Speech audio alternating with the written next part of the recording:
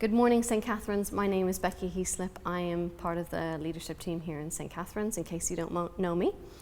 It's my privilege this morning to start off a new series for July called A Church That Lasts. We're going to be looking at a church that prays, loves, stands, and lasts.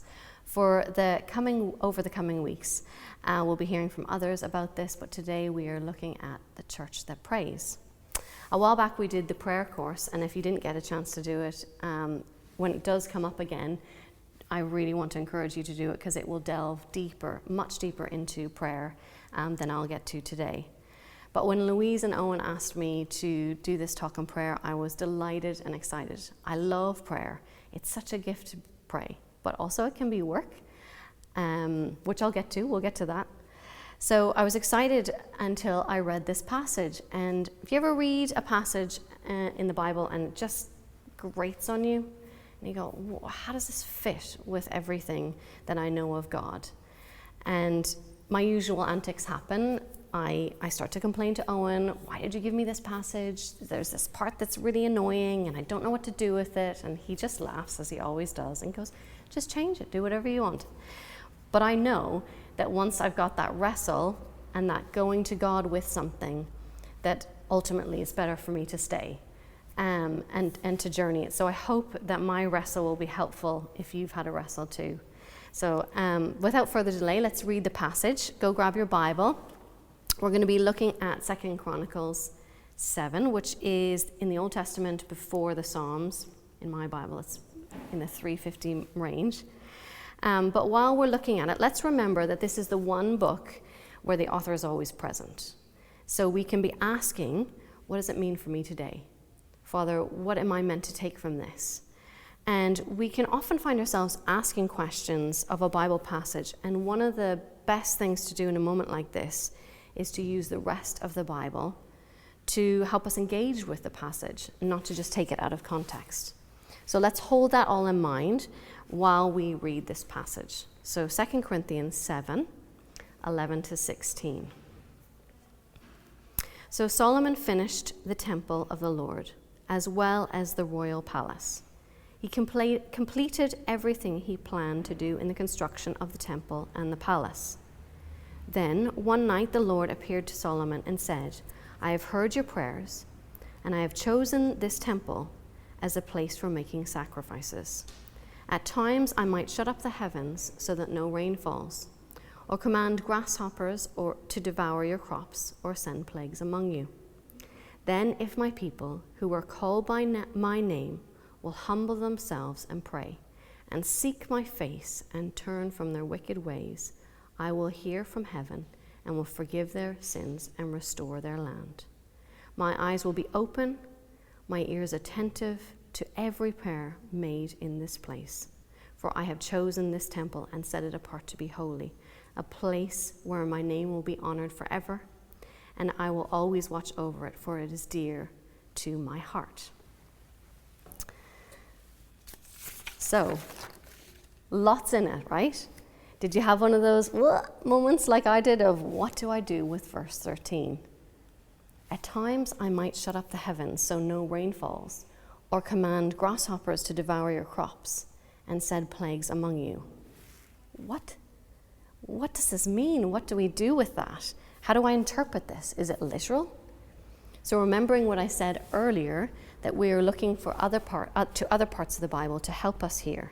For me, what comes to mind is Psalm 103, verse 8. God is a God of compassion, slow to anger, abounding in love. He's the heart that sent Jesus. So with that in mind, we can look at the passage differently, knowing God's heart for us and trusting that. One of the keys here is verse 12. The Lord assures Solomon, I have heard your prayer. So let's turn to chapter 6 to see what exactly Solomon is praying, so that we can get the context of what the Lord is saying to him. And how cool is that the Lord is actually appearing to him. This is the second time that he appears to him. So just before in Chronicles 6, Solomon is dedicating the temple to the Lord. And he's there and he's pouring out his heart. And it's absolutely beautiful. He says, there is no one like you in all of heaven. This is verse 14. You keep your covenant and show unfailing love to all who walk before you in wholehearted devotion. What an awesome prayer.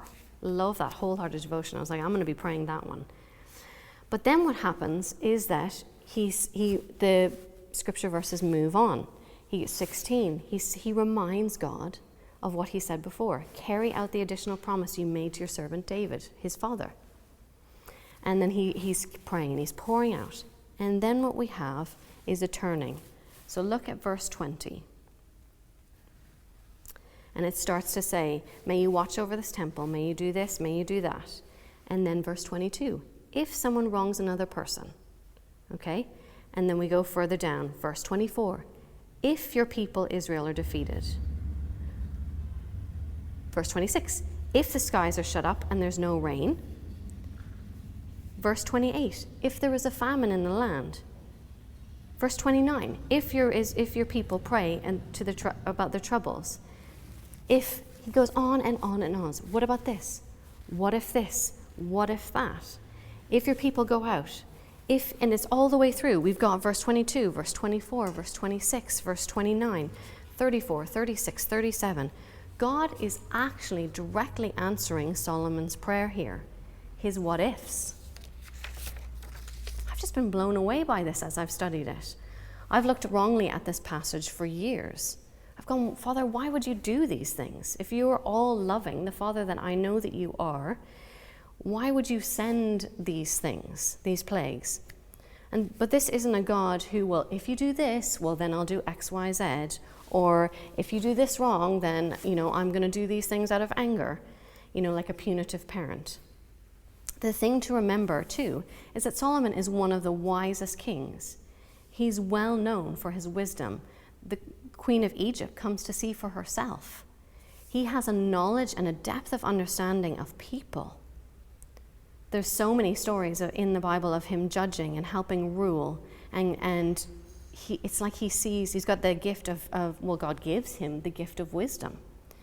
So he knows that we get distracted.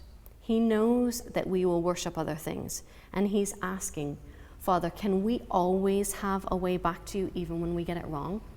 Even if we do this, what about this? What about that?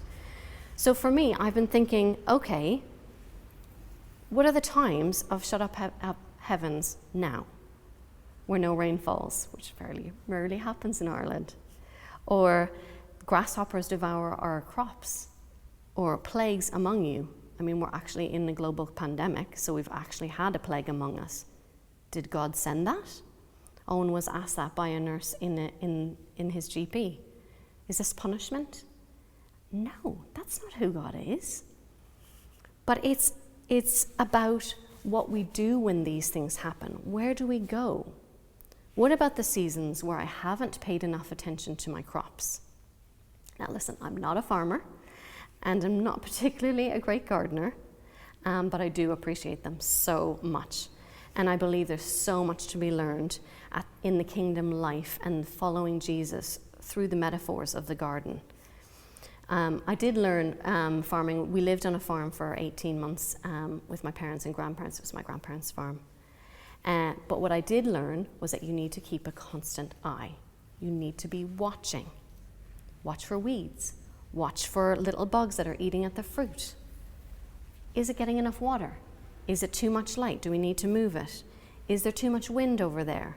Make sure when you bite an apple that you check that there isn't any worms in it. Eyes open, being mindful, watching, watering, enough light, too much light. That is how much care and attention we need to be doing with the spiritual garden of our lives with God. Are there seasons of dryness and no rain? Yeah. Are there seasons where locusts maybe have come because they've been brought on by my actions or my inactions? I've been really challenged by this. Am I tending the garden of my mind, keeping my eyes open, or am I just numbing?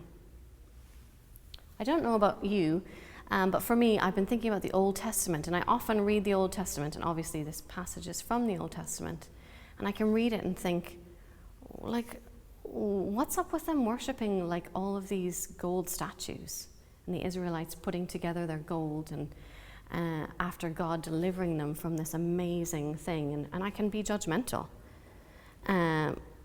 Whilst, spending hundreds on the latest iPhone and that I stare at.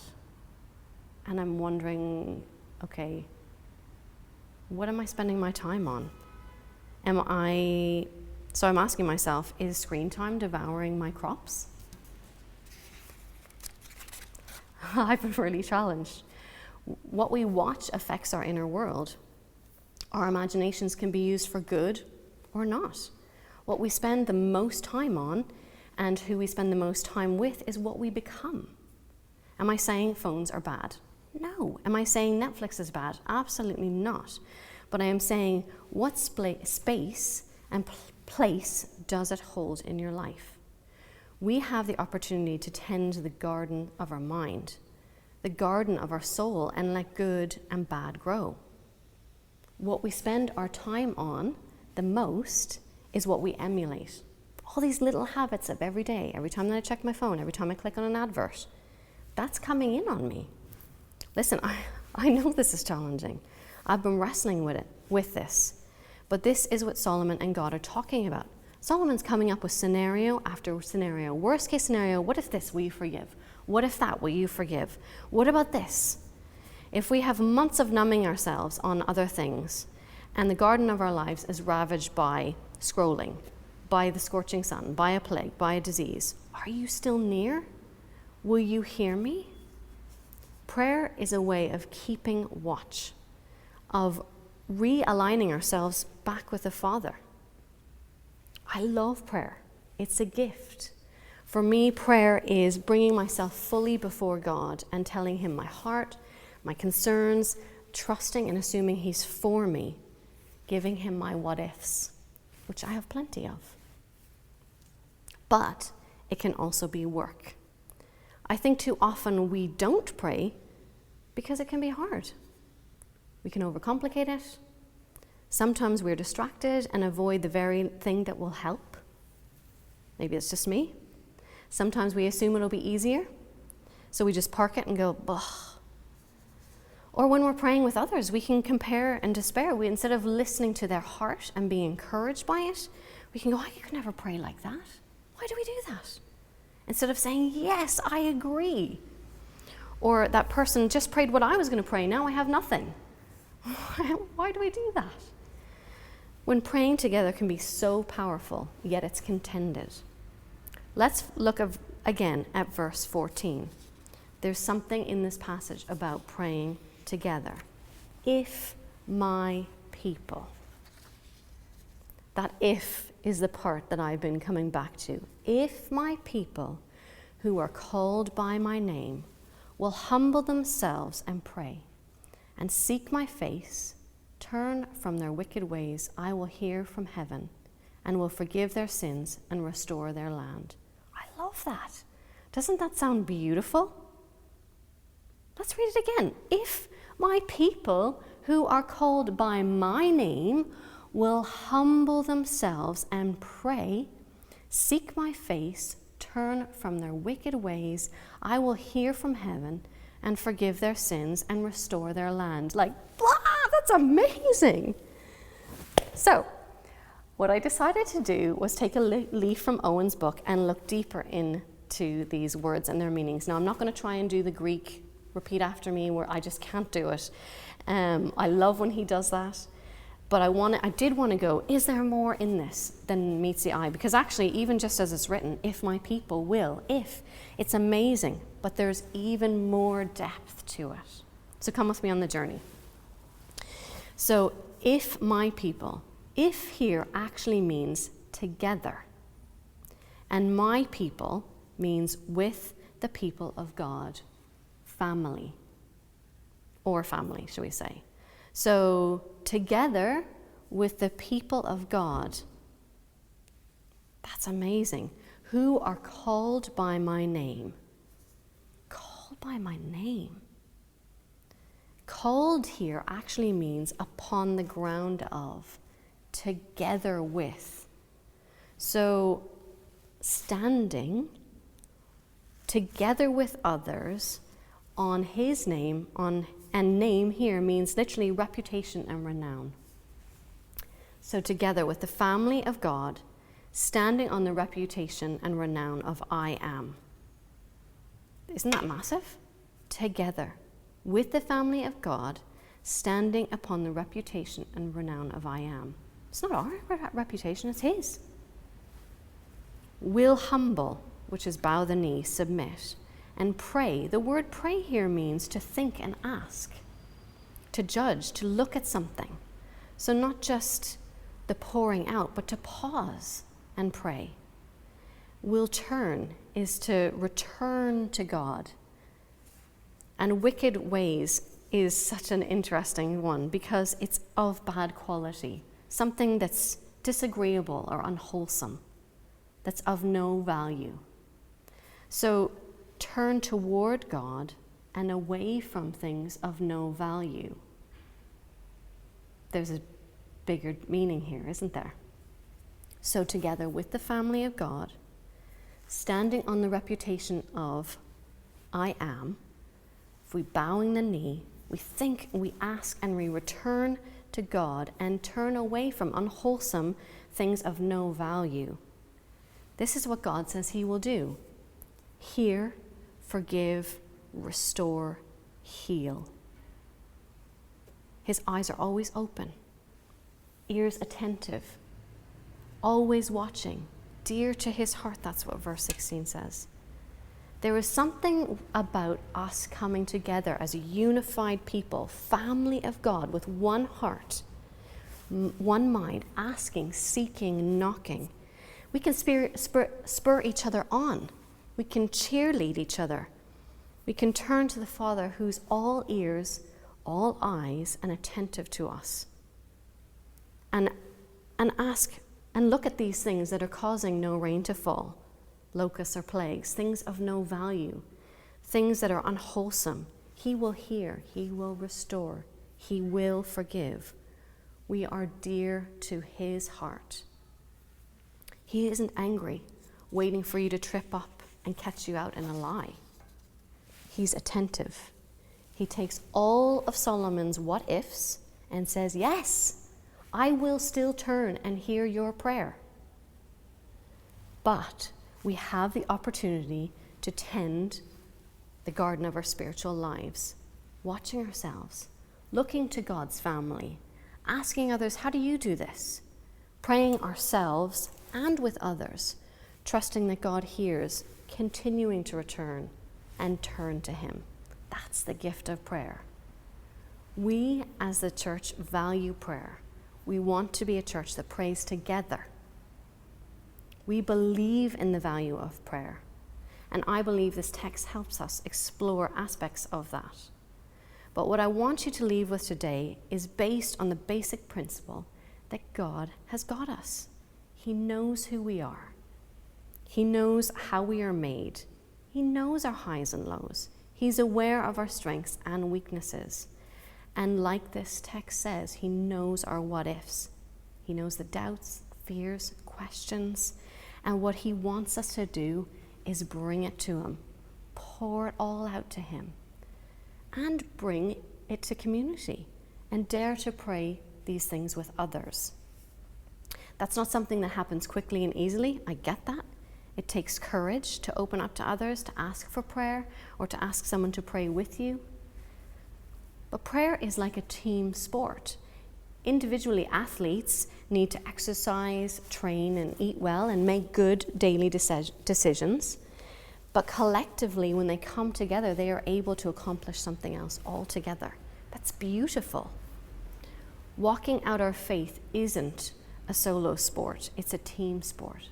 Of course, we need our own individual relationships with God. And like an athlete, we need to make daily decisions. Or like the gardener analogy, we need to watch, what are we letting in? What are we believing? What are we watching? What are we listening to? What are we reading? And we need to come together and encourage each other and pray together.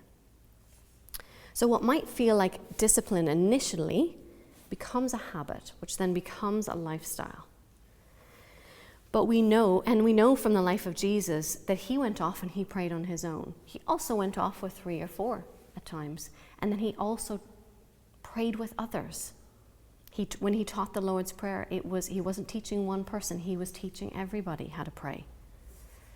So, what are your what ifs? Is there any area in your life that needs tending? Do you need or want to return to God and bring something that you're struggling with? Sometimes we struggle to mend and return.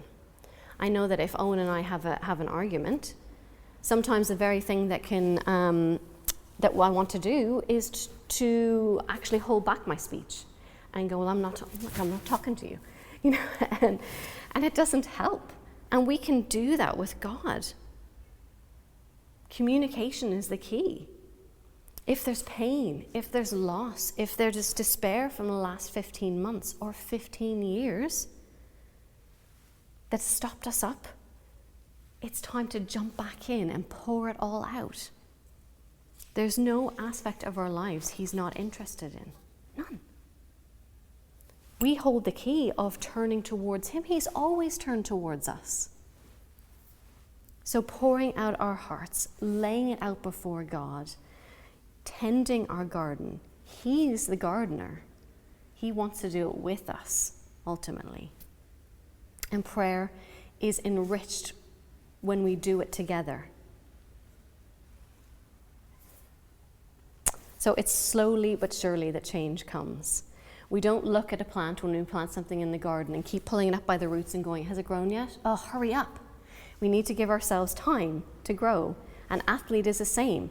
We don't look at them and go like, come on, get on with it. They don't just arrive at becoming an elite athlete. They take time. It takes that run tomorrow that's maybe I can only do 200 meters, but the next day I might be able to do 400. It takes courage. It takes daily decisions. So together, with the family of God, standing on the reputation and renown of I am, bowing the knee, pausing, thinking, asking, returning to God, turning away from unwholesome things, trusting that his eyes and his ears are open. He is attentive. That's the church that prays. Imagine. Together remembering who he is, what he's done and what he will do, healing our land, healing our hearts. So as we come to a close, I want you to just to pause and take these questions and either turn to the person beside you and talk about it and pray together. If you're on your own, get into your journal. Is there an area in my life that needs tending? Is there something that needs adjusting? Are you doubting or hurting? Are you burnt out on religion? Is there what ifs that you need to bring God and just lay them out? What if this? What if that? Are you even praying? Are you returning to God? Prayer is a gift. Prayer brings us together. Prayer brings us closer to God. It reminds us who we are, and it reminds us whose we are. So together, with the family of God, standing on the reputation and renown of I am, bowing the knee, pausing, thinking, asking, turning away from unwholesome things and returning to God. I want to encourage you guys to do that individually and collectively. And to be a church that values prayer, we need to keep making these decisions, daily decisions and decisions together. And when we come together, to not even let comparison come in, that we let our yes be yes when we hear another person pouring out their heart, that we are encouraged when we hear others pray, and that we join in. So protect that space, protect it individually, and let's protect it together.